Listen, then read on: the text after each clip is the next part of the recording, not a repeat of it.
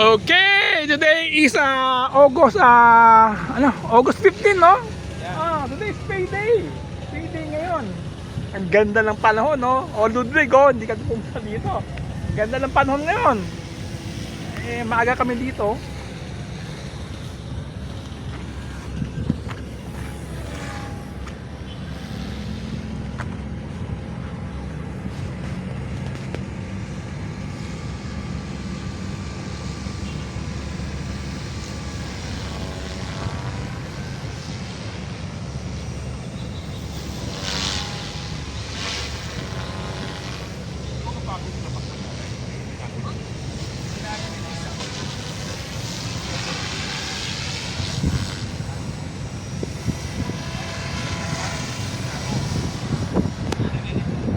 Ganda ng weather, walang ulan.